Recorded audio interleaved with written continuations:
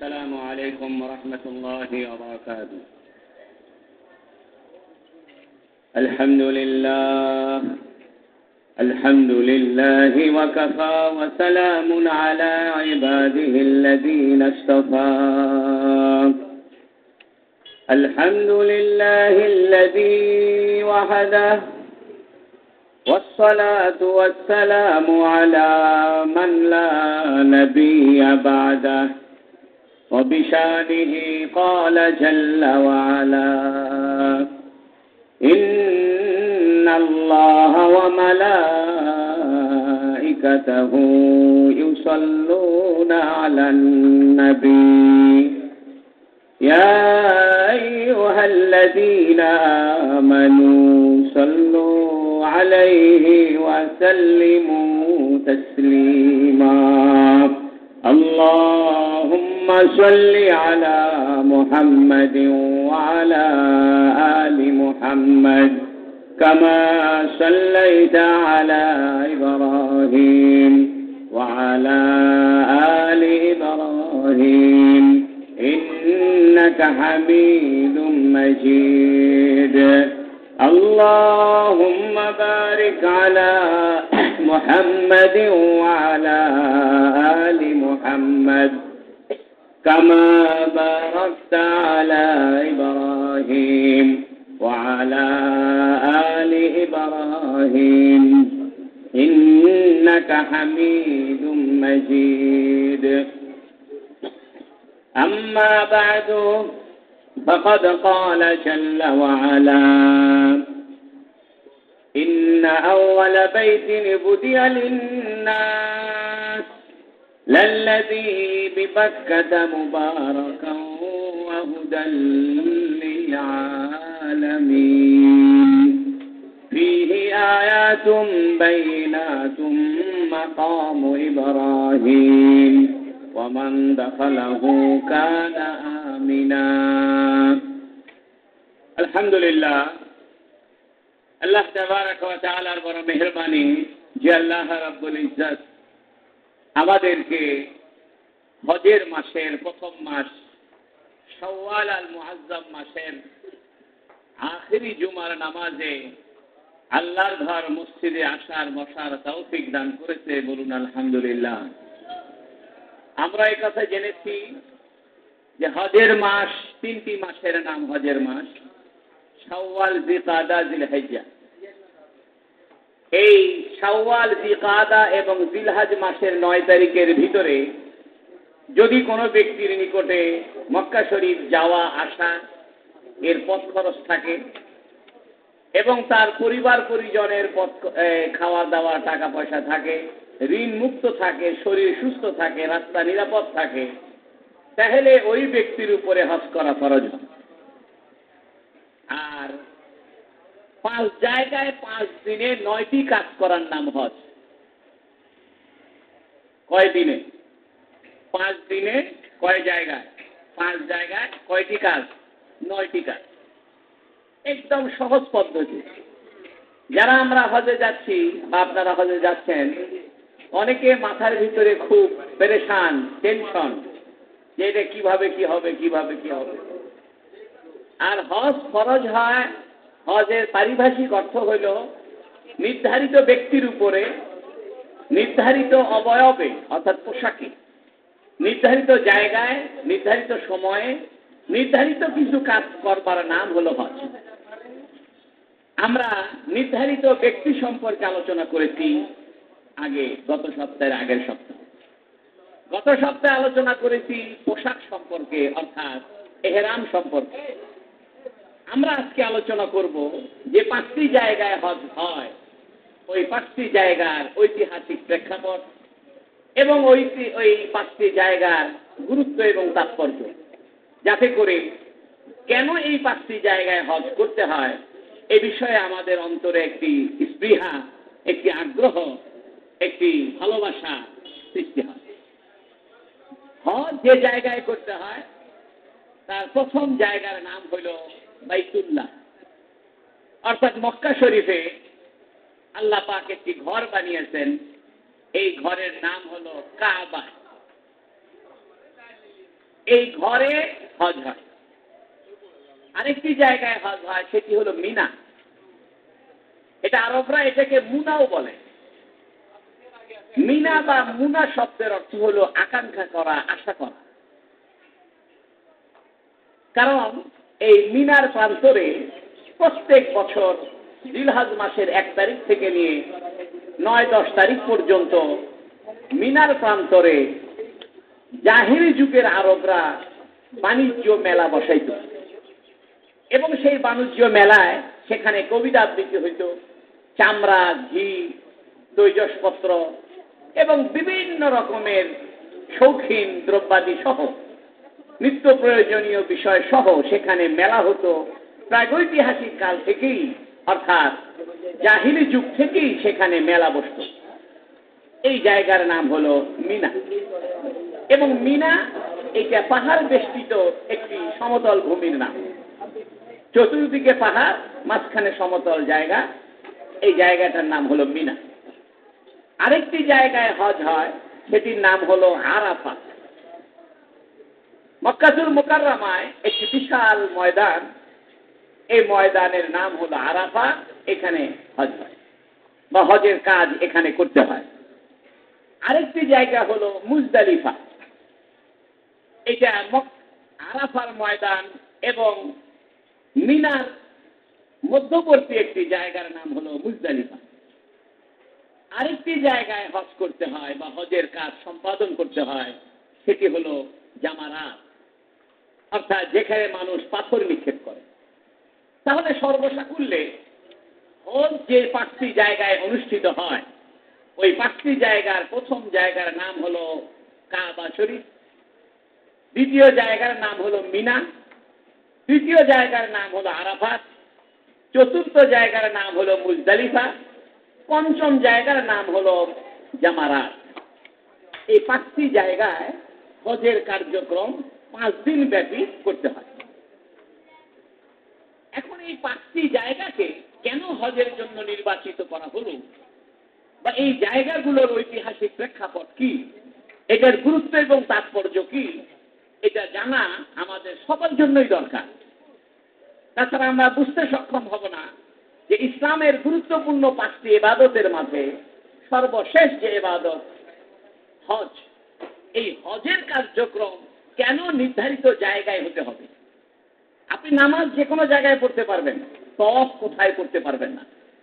আপনি যদি তওয়াফ করতে চান, তাহলে আপনাকে নিঃসন্দেহে আপনাকে মক্কাতুল মুকাররমায় কাবা ঘরেই যেতে হবে।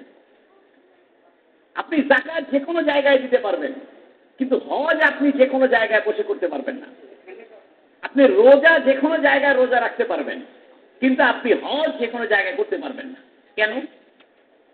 এটি একটি কারণ হলো, কিছু আল্লাহ পাকের বিশেষ নবীদের পদচারণা এই এলাকায় হয়েছে। বরং পৃথিবীর সর্বপ্রথম যে স্থলভাগের উৎপত্তি, পৃথিবীর সর্বপ্রথম যে মাটির উৎপত্তি, এই মাটির উৎপত্তির জায়গাটা হলো কাবা ঘরের ওই জায়গাটা। সুবহানাল্লাহ। কিতাবে লিখেছে যে গোটা পৃথিবী পানিতে ডুবন্ত ছিল, শুধু পানি আর পানি, কোথাও কোনো মাটির অস্তিত্ব ছিল না। হাজার হাজার বছর পৃথিবী পানিতে ডুবন্ত ছিল এবং এরও অনেক হাজার বছর আগে পৃথিবী অনেক দিন বৃষ্টিপাত হয়েছে। এবং বর্তমান লেটেস্ট সায়েন্স এটা স্বীকার করে যে পৃথিবী এক সময় প্রচন্ড বৃষ্টিপাত এই পৃথিবীতে হয়েছে এবং এই পৃথিবী শিলাখণ্ড দ্বারা অধিক ছিল। এই জন্য পৃথিবীর 4 ভাগের 3 ভাগ এখনো পানি, অর্থাৎ পৃথিবীতে পানির সংখ্যাটাই এখনো বেশি। এই জন্য ঐতিহাসিকেরা বলেন এবং সামাবি অন্যান্য আসমানি কিতাব, যেমন ইহুদি ধর্ম, খ্রিস্টান ধর্ম, এ সমস্ত ধর্মের আলোকেও এবং ইসলামের দৃষ্টিতেও একথা স্বীকৃত যে পৃথিবী সব পানিতে ডুবন্ত ছিল। এক পর্যায়ে এই পানিগুলো চক্কর খেতে লাগে, অর্থাৎ পানিগুলো ঘুরতে থাকে। এটা মাধ্যাকর্ষণ শক্তির কারণেই হোক আর যে কারণেই হোক, এই পানিটা অনেক বছর ঘুরতে থাকে এবং এই পানির চক্র আকারে এই ঘোরা এটা আজও বন্ধ হয়নি। পৃথিবীতে সাগরের পানি এখনো ঘুরতেছে, এক সাগরের পানি আর এক সাগরের ভিতর দিয়ে পার হয়ে ঘুরতে থাকে। এই পানি যখন ঘুরছিল, ঘুরতে ঘুরতে ঘুরতে এই পানির ভিতরে আল্লাহ পাক আস্তে আস্তে ফেনার সৃষ্টি হয়। এবং অনেকেই এই কথা বলেন যে পানির ভিতরে কিছু আল্লাহ পাক মাটির উপাদান রেখেছিলেন, ধুলোবালি। এই ধুলোবালিগুলো পৃথিবীর জলভাগের ভিতরে সর্বপ্রথম মাঝখানে একত্রিত হয়। আপনারা দেখবেন, যদি একটা বালতির ভিতরে কিছু মাটি রাখেন, ধুলাবালি নেন এবং কিছু খড়কুটো রাখেন এবং বালতির পানিটা হাত দিয়ে যদি আপনি ঘুরায় দেন আর জোরে যদি পানিটা ঘুরতে থাকে, তাহলে পানির ভিতরে যত ধুলাবালি এবং খড়কুটা ছিল সবগুলো বালতির মাঝখানে একত্রিত হবে। একই রকম ভাবে আপনি গ্লাসের ভিতরে পানি নিয়ে চিনি নিয়েছেন, চামিচ দিয়ে চিনিগুলো ঘুরায় দেন, তাহলে দেখবেন চিনির স্তূপ গ্লাসের মাঝখানে একত্রিত হচ্ছে। এটা ঘুরতে থাকলে চিনিগুলো মাঝখানে জমা হয়। তো পৃথিবীর সমস্ত পানি যখন ঘুরতে লাগছে, তখন এটা ঘুরতে ঘুরতে ঘুরতে ঘুরতে এই পানির ভিতরে ফেনা সৃষ্টি হয়েছে এবং পানির ভিতরে মাটির কিছু উপাদান ছিল, এই সবগুলো পৃথিবীর মাঝখানে একত্রিত হয়েছে। আর যে জায়গায় একত্রিত হয়েছে ওইটার নাম হলো মক্কাতুল মুকাররমা। সুবহানাল্লাহ বলেন। এজন্য আপনি দেখবেন, আপনি যদি বিশ্ব মানচিত্র সামনে রাখেন, ওয়ার্ল্ড ম্যাপ সামনে রাখেন, তাহলে দেখবেন মক্কার অবস্থান একবারে মানচিত্রের মাঝখানে। আমাদের বাংলাদেশের মানচিত্রের একেবারে মাঝখানে কোন জেলা বলেন না? ঢাকা জেলা। ঢাকা এটা কি বাংলাদেশের একদম মাঝখানে না আশেপাশে? একদম মিডিল পয়েন্টে। অর্থাৎ ঢাকাতে যে আপনার জিপিও আছে, এই জিপিওটা হলো বাংলাদেশের একদম মাঝখানে। তো পৃথিবীর একদম মাঝখানে হলো মক্কাতুল মুকাররমা। আপনি বাসায় গিয়ে এটা পরীক্ষা করে দেখবেন। যদি কোনো বিশ্ব মানচিত্র থাকে, তাহলে মক্কা যেখানে লেখা রয়েছে এখানে হাত রাখবেন, দেখবেন বিশ্ব মানচিত্রের একদম মাঝখানে আপনার হাতটা। আর মক্কাতুল মুকাররমা কেনই বা মাঝখানে হবে না? কারণ আল্লাহ পাক মক্কাতুল মুকাররমাকে করেছেন আমাদের আখিরি নবীর কেন্দ্রস্থল এবং সমস্ত নবীদের পদচারণায় ধন্য করেছেন মক্কাতুল মুকাররমাকে। এই জন্য রাজধানী যেমন দেশের মাঝখানে হয়, ইসলামের ধর্মীয় রাজধানী, ইসলামের দ্বীনের ধর্মীয় রাজধানী হলো মক্কাতুল মুকাররমা। এই জন্য মক্কাতুল মুকাররমাটা একদম মাঝখানে। আমি খুব সংক্ষেপে বলবো, আল্লাহ পাক কোরআনে বলেছেন ইন্না আউওয়ালা বাইতিন বুদিয়া লিন-নাস, অবশ্যই আউওয়ালা বাইতিন সর্বপ্রথম ঘর, বুদিয়া লিন-নাস মানুষের জন্য স্থাপন করা হয়েছে, লাল্লাযী বিবাক্কা যেটা বাক্কা নগরীতে। মক্কার আরেক নাম হলো বাক্কা। বাক্কা ইয়াবুক্কু এ শব্দের এক অর্থ হলো ক্রন্দন করা। এই জন্য এমন কোন ইমানদার খুঁজে পাবেন না যে মক্কায় প্রবেশ করে তার চোখে পানি আসে নাই, এরকম মানুষ খুঁজে পাবেন না। মক্কাতুল মুকাররমা মানুষকে চোখে পানি নিয়ে আসে, ক্রন্দন সৃষ্টি করে, ভালোবাসায় আগ্রহে, নিজের গুনাহের প্রায়শ্চিত্তের জন্য, নিজের গুনাহ থেকে মাফ চাওয়ার জন্য মানুষের ভিতরে যে অনুশোচনা সৃষ্টি হয়, তখন মানুষের চোখে পানি চলে আসে। এই জন্য এই অঞ্চলের এক নাম হলো বাক্কা। আরো নামকরণ রয়েছে, তবে এইটার নাম আমরা বলি মক্কা। এটার একটা কারণ হলো অতি প্রাচীন সময়ে হয়তো আরবরা মিমকে বা বলত। তা আমাদের দেশে এক অক্ষরের জায়গায় আর এক অক্ষর উচ্চারণ করে, যেমন ফেনীর লোকজন পানিকে বলে হানি, পকে ওরা হ বলে।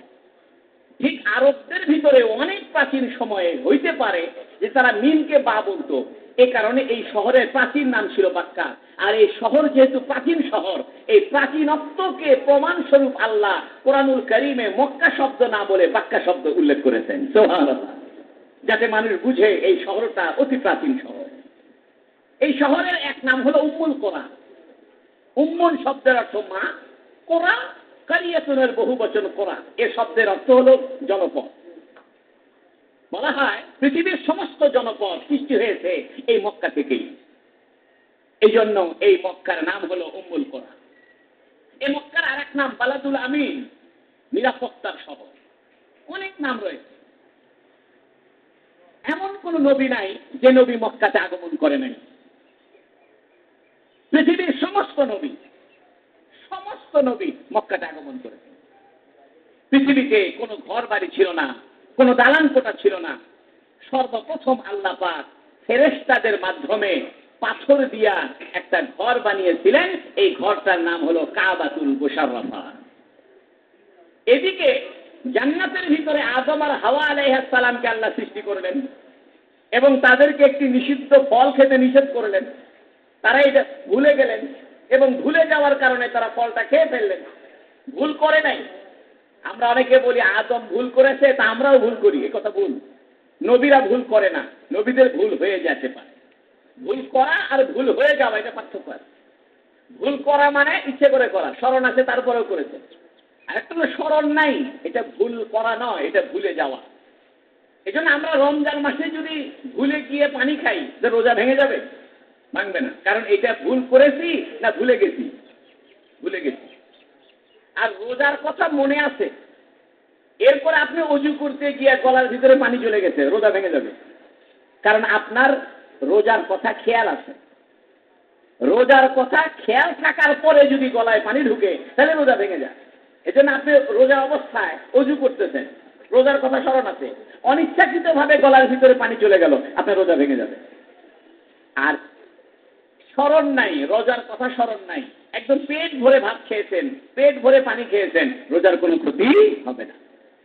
আদম আলাইহিস সালাম উনি কি ভুল করেছেন না ভুলে গিয়েছেন? ভুলে গিয়েছেন। কিন্তু আমরা অনেকে না বুঝে আদম আলাইহিস সালামের উপরে একটা অপবাদ দিই যে তিনি ভুল করেছেন। না, ভুল করেন নাই, ভুলে গিয়েছেন। আর ভুলে যাওয়াকে আরবিতে বলে নিসিয়ান। আর নিসিয়ান শব্দ থেকে ইনসান শব্দের উৎপত্তি। আমাদেরকে যে আরবিতে ইনসান বলা হয়, খালাকাল ইনসান আল্লামাহুল বায়ান, এই যে খালাকাল ইনসান, ইনসান শব্দের অর্থ হলো যে জাতি ভুলে যায়। আদম আলাইহিস সালাম যেহেতু ভুলে গিয়েছে বিশুদ্ধ ফল খাওয়ার কথা, এজন্য আদমের নাম হয়ে গেছে ইনসান। এই আদম আর হাওয়াকে আল্লাহ পাক জান্নাত থেকে নামিয়ে দিয়েছেন।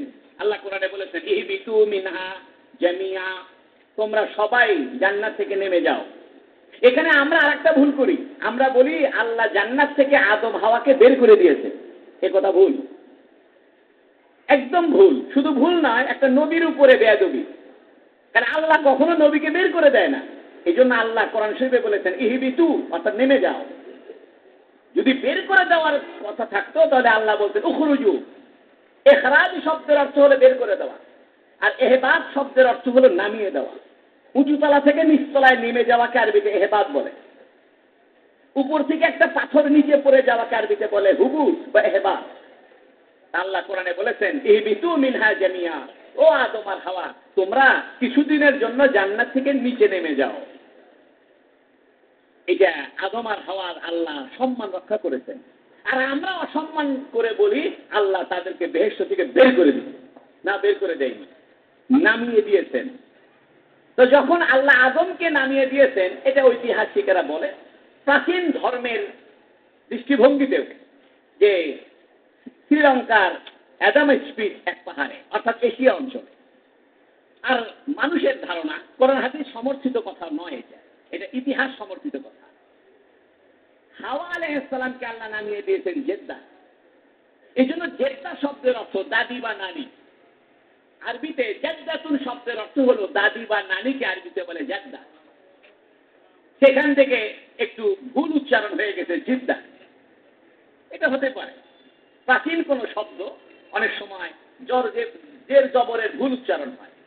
আর হাওয়া আলাইহিস সালামকে নামিয়ে দিয়েছে জিদ্দাতে। এই জন্য জেদ্দা শব্দের অর্থ হলো দাদি বা নানি। আর হাওয়া আলাইহিস সালাম আমাদের সবার দাদি বা নানি। সুবহানাল্লাহ। এখন এই আদম আর হাওয়া আলাইহিস সালাম 350 বছর কান্নাকাটি করেছেন। কি কান্নাকাটি করেছেন? রব্বানা যালামনা আনফুসানা ওয়া ইল্লাম তাগফির লানা ওয়া তারহামনা লানাকুনান্না মিনাল খাসিরিন। রব্বানা, হে আমাদের রব, হে আমাদের প্রতিপালক, যালামনা, আমরা জুলুম করেছি। জুলুম মানে, জুলুম শব্দের অর্থ হলো ওয়াজু শাই আলা গায়রি মাহাল্লি, অর্থাৎ যে জিনিসটা যেখানে রাখা দরকার সেখানে না রাখার নাম জুলুম। অর্থাৎ আপনার জন্য যে কাজটা করণীয় এটা না করার নাম জুলুম। আদম আর হাওয়া বলতেছে রব্বানা, হে আমাদের রব, যালামনা, আমরা জুলুম করেছি। অর্থাৎ আপনি ফল খাইতে নিষেধ করেছিলেন, এটা আমরা করে ফেলেছি। কিসের উপরে জুলুম করেছি? নিজের উপরে। রব্বানা যালামনা আনফুসানা, হে আমাদের রব, আমরা নিজেদের উপরে জুলুম করে ফেলেছি। ওয়া ইল্লাম তাগফির লানা, যদি আপনি ক্ষমা না করেন, ওয়া তারহামনা, রহম না করেন, দয়া না করেন, লানাকুনান্না মিনাল খাসিরিন, তাহলে আমরা তো ক্ষতিগ্রস্ত হয়ে যাব। সুবহানাল্লাহ। এই দোয়াটা আল্লাহ কোরআনে উল্লেখ করেছেন। এই জন্য পৃথিবীর প্রথম নবী, প্রথম মানুষের দোয়া হইল রব্বানা যালামনা আনফুসানা ওয়া ইল্লাম তাগফির লানা ওয়া তারহামনা লানাকুনান্না মিনাল খাসিরিন। দোয়াটা কত সুন্দর দেখেন। আদম আলাইহিস সালাম নিজেকে দোষ দিচ্ছে, বলতেছে আল্লাহ আমরা নিজের নফসের উপরে জুলুম করেছি। এই জন্য মুফাসসিরিন কেরাম বলেন মানুষ, অধিকাংশ মানুষ, আল্লাহ কোরআনে বলছেন মানুষ বড় জালেম। কিসের জালেম? অর্থাৎ মানুষ নিজেরা নিজেদের উপরে জুলুম করে। কিসের জুলুম? আল্লাহ এত নিয়ামত দিয়েছে, আল্লাহ এত কিছু খাইতে দিয়েছে, এত ইজ্জত সম্মান দিয়েছে, এত টাকা পয়সা দিয়েছে, তারপরেও মানুষ আল্লাহর হুকুম ছেড়ে দিয়ে। মানুষ যখন আল্লাহর হুকুম ছেড়ে দেয়, সে তখন যেন নিজের উপরে জুলুম করে। আদম বলতেছে আর হাওয়া আলাইহিস সালাম বলতেছে রব্বানা যালামনা আনফুসানা, হে আমাদের রব, আমরা আমাদের নিজেদের উপরে জুলুম করে ফেলেছি। এখন কি করা দরকার? আপনি যদি মাফ না করেন, দেখেন মাফ করে দেন তা বলতেছে না, বলতেছে যদি মাফ না করেন তাহলে বিপদ হয়ে যাবে। এর মানে হলো কি করে দেন? মাফ করেই দেন। কথাটা চমৎকার কথা। এটা একটা আরবি ভাষার একটা অলংকার। অর্থাৎ একটি কথা বলা হবে, কিন্তু সেই কথার ভিতরে আরেকটি কথা লুকিয়ে থাকবে, সেটা হবে উদ্দেশ্য। এই জন্য আরবি ভাষায় এটা একটা বালাগাতের একটা বিষয় হলো যে তাজমিন, এটাকে তাজমিন বলে। তাজমিন মানে একটি বাক্যের ভিতরে আরেকটি বাক্য লুকায়িত থাকা। যেমন আপনি কাউকে বলতেছেন যে ভাই খুব পিপাসা লাগছে, এর মানে আপনি কি চাইতেছেন? ঠান্ডা পানি চাইতেছেন। আর আপনি যদি বলেন যে আমার এক গ্লাস ঠান্ডা পানি দাও, এটা চাওয়া হয়ে গেল। তা আদম আলাইহিস সালাম বলতেছে ওয়া ইল্লাম তাগফির লানা, যদি আপনি ক্ষমা না করেন, অর্থাৎ ক্ষমা তো আপনি করতেও পারেন নাও করতে পারেন, আপনার স্বাধীনতা আছে, এখানে আল্লাহর বরত্ব আছে। হে আল্লাহ, আপনি চাইলে ক্ষমা করতে পারেন, ক্ষমা নাও করতে পারেন, এই অধিকার কার আছে? এই ক্ষমতা কার আছে? আপনি যদি ক্ষমা না করার ক্ষমতা আমার উপরে প্রয়োগ করেন, তাহলে আমি খুব বিপদে পড়ে যাব। তাই বলতেছে ওয়া ইল্লাম তাগফির লানা, যদি আপনি আমাদেরকে ক্ষমা না করেন। আর শুধু ক্ষমা করলে হবে না, একটু দয়াও করতে হবে। খালি ক্ষমা করলেন, দয়া করলেন না, তা হবে না। ওয়ারহামনা, যদি দয়া না করেন। ওয়া ইল্লাম তাগফির লানা ওয়া তারহামনা, আর যদি আপনি দয়া না করেন তাহলে আমাদের ক্ষতি হবে। লানাকুনান্না মিনাল খাসিরিন, আমরা ক্ষতিগ্রস্ত হব। 350 বছর আদম আর হাওয়া আলাইহিস সালাম দোয়া করেছেন। এরা দুইজন দোয়া করে হাঁটতে হাঁটতে আস্তে আস্তে আস্তে আস্তে ইতিহাসে লেখে সর্বপ্রথম যে জায়গায় আদম আর হাওয়া সাক্ষাৎ হয়েছে ওই জায়গার নাম হলো আরাফার ময়দান। সুবহানাল্লাহ। এই জন্য আরাফার ময়দানকে আরবিতে বলে আরাফা। আরাফা ইয়ারিফু, এর শব্দের অর্থ হলো পরিচিত হওয়া। এই জন্য আদম আর হাওয়া সর্বপ্রথম পরিচিত হয়েছে কোথায়? আরাফাতে। এই জন্য এই ময়দানের নাম হয়েছে কি? আরাফা। আরেকটা কারণ আছে, সেটা হলো যাদের যাদের রূহের জগতে ঈমানের সাথে আল্লাহর মহব্বতে একজনের সাথে আর একজনের দেখা হয়েছে, ঈমানের সাথে রূহের জগতে আল্লাহর মহব্বতে এবং তলবিয়া পড়া অবস্থায় যাদের সাথে যাদের দেখা হয়েছে, আজ হোক কাল হোক, এরা একদিন না একদিন আরাফাতের ময়দানে তার সাথে দেখা হবে। সুবহানাল্লাহ। এই জন্য আরাফাতের ময়দানে আমরা পরিচিত হই। যে ভাই আপনার বাড়ি কই? বলে আমার বাড়ি মিশর। আপনার বাড়ি? আমার বাড়ি ইংল্যান্ড। আমার বাড়ি? আপনার বাড়ি বাংলাদেশ। অর্থাৎ পৃথিবীর নানা বর্ণের, নানা ভাষার, নানা ডিজাইনের, বিভিন্ন কালচারের, বিভিন্ন ধরনের মানুষের পরিচিতির মিলন মেলা হলো আরাফার ময়দান। আপনি যদি ভ্যারাইটিস কিসিমের মানুষের সঙ্গে পরিচিত হতে চান, ভ্যারাইটিস ধরনের ভাষাভাষীর সঙ্গে পরিচিত হতে চান, বিভিন্ন বর্ণের, বিভিন্ন কালচারের, বিভিন্ন সাহিত্যের, বিভিন্ন দেশের, বিভিন্ন জাতির যদি পরিচিত হতে চান, তাহলে আরাফার ময়দান ছাড়া এত বড় বিশাল সমাবেশ পৃথিবীতে আর কোথাও নাই। আরাফার ময়দান এটা ইসলামের একটা সত্যতার দলিল। পৃথিবীতে খ্রিস্টানদের এত বড় জমায়েত পৃথিবীতে করতে পারবে না তারা। প্রায় 30 লক্ষ মানুষের জমায়েত পৃথিবীতে খ্রিস্টানদের দ্বারা কোনোদিন সম্ভব হয়নি, হবে না। ইহুদিদের দ্বারাও এত মানুষের সমাগম একসাথে করতে পারবে না, হিন্দুরাও পারে না। কিন্তু আল্লাহ পাকের রহমত কি দেখেন, 1 বছর 2 বছর নয়, ওই ইব্রাহিম আলাইহিস সালামের সময় থেকে নিয়ে আজও পর্যন্ত প্রত্যেক বছর নির্ধারিত দিনে, নির্ধারিত জায়গায়, নির্ধারিত পোশাকে, নির্ধারিত স্লোগানে, লাব্বাইকের স্লোগানে আল্লাহ প্রত্যেক বছর 30 লক্ষ মানুষকে আরাফার ময়দানে জমা করে। এটা ইসলামের সৌন্দর্যের দলিল, সত্যতার দলিল। এবং এত মানুষ যে একত্রিত হয়, এটা কোনো মারামারি নাই, কোনো ঝগড়া নাই, কোনো অভাব নাই, পানির সমস্যা নাই, খাওয়া দাওয়ার সমস্যা নাই, কিছু সমস্যা নেই। এতগুলো মানুষ একই ড্রেসে, একই জায়গায়, একই সময়ে এবং একই রকম মুখের জিকিরের দ্বারা লাব্বাইক আল্লাহুম্মা লাব্বাইক লাব্বাইক লা শারীকা লাক লাব্বাইক ইন্নাল হামদা ওয়ান নি'মাতা লাকা ওয়াল মুলক লা শারীকা লাক। এজন্য আরাফার ময়দান এটা শুধু হজই নয়, বরং গোটা পৃথিবীর কাফেরদেরকে দেখানো যে দেখো সত্য ধর্মের চিত্র দেখো, জাতি ধর্ম বর্ণ গোত্রের বিভিন্নতার মাঝে ঐক্যের চিত্র দেখো। পৃথিবীতে কোন সংস্থা, এটা জাতিসংঘ বলেন আর যাই বলেন, এতগুলো ভাষাভাষীর মানুষ, এতগুলো দেশের মানুষ, এতগুলো বর্ণের মানুষ, এতগুলো চেহারার মানুষ একসাথে জমায়েত করা পৃথিবীর কোন সরকারের পক্ষে সম্ভব হয় না। করে কি? আল্লাহ। এই জন্য মজার ব্যাপার কি জানেন, আরাফার ময়দানে সব ধরনের লোক পাবেন আপনি। পৃথিবীতে যত দেশ আছে প্রত্যেক দেশের একজন না একজন মুসলমান আরাফার ময়দানে পাবেন। পৃথিবীতে আরাফার ময়দানে আপনি, পৃথিবীতে যত ভাষা রয়েছে প্রত্যেক ভাষার একজন না একজনকে আপনি আরাফার ময়দানে পাবেন।